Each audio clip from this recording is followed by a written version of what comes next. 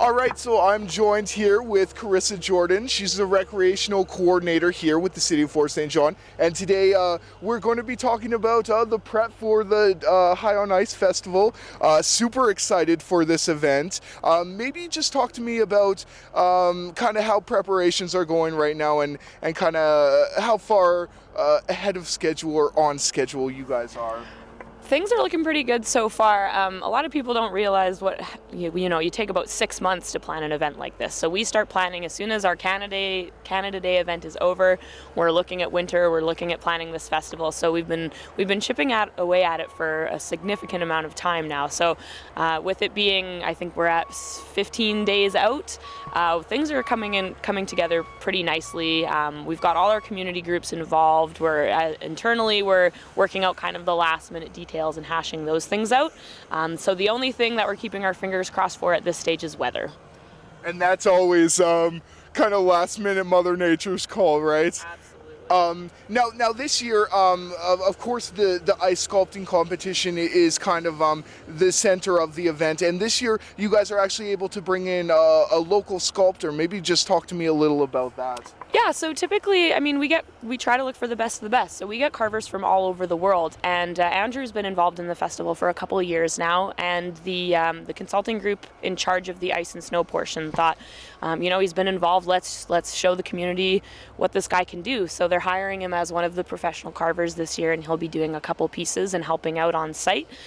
So that's pretty exciting because this year we've got carvers from Russia, we've got carvers from the Netherlands, and a local guy in the mix too. So it's pretty exciting for him and for us to have somebody who has that skill set.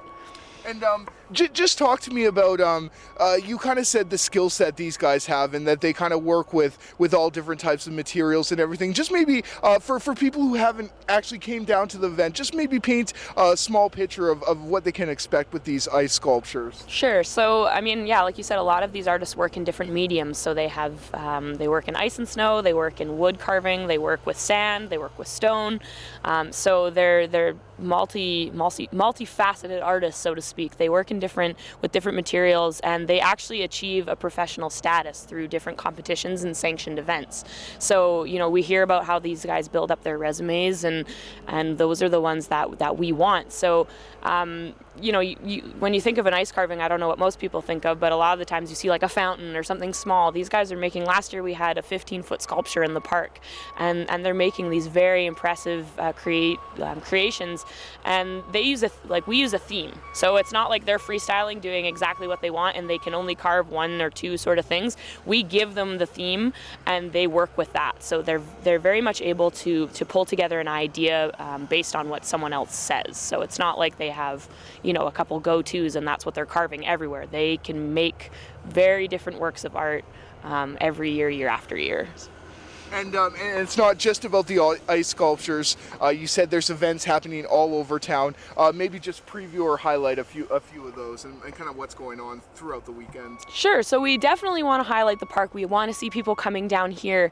But the other benefit of this festival is we're trying to embrace winter. We're trying to get people out of their homes and appreciating art, but not only that, an active lifestyle. So there's different activities going on starting Friday and going all the way through Monday. Things like the sleigh rides at Toboggan Hill. The cadets are back running toboggan and snowshoe races. We've got the Whiskey Jack Nordic Ski Club. They're putting on cross-country skiing triad event, and they've actually got a bunch of equipment people are able to borrow for free. So that's going to be a great addition this year, as well as we're doing a sledge hockey tryout. So you can go, and we've got the sleds and the sticks and the helmets at the North Peace Arena, and it's kind of the adaptive version of hockey. Not a lot of people know about it, but it's really fun, and it's just a triad event, so it's really fun to kind of laugh at yourself learning how to try something totally different.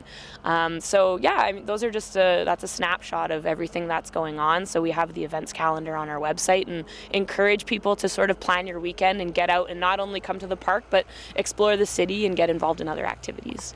Maybe we'll wrap things up with this, but you did kind of mention there was one new event that might get some of the creative juices flowing. You're kind of hosting a makeshift toboggan sled event. Yeah, so we're titling it the Silly Bobsled Race, and we have some volunteers from the Bank of Montreal who are going to help us put this event on.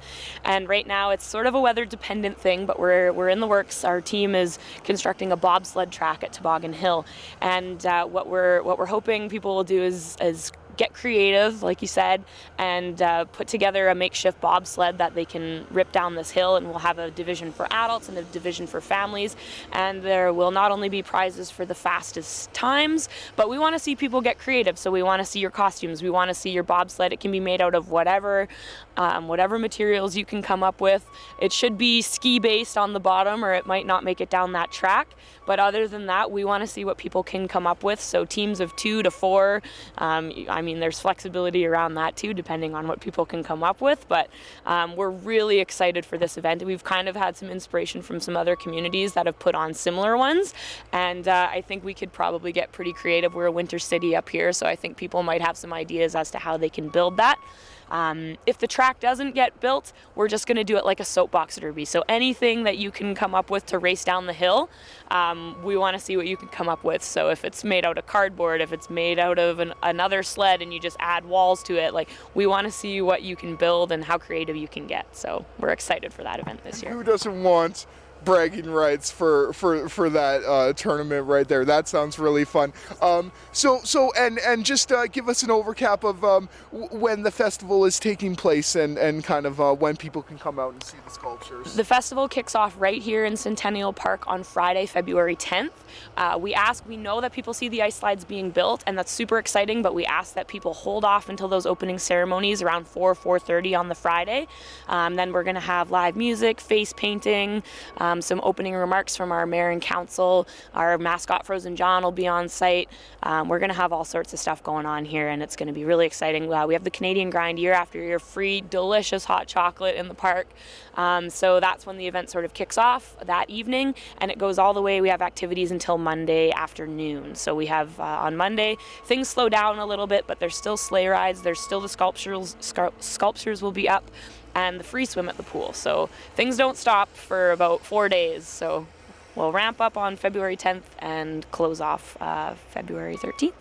So an exciting weekend. I hope you all can make it down here to Centennial Park. And Marissa, thanks so much for joining us for our Take 5 today. Not a problem. Thank you.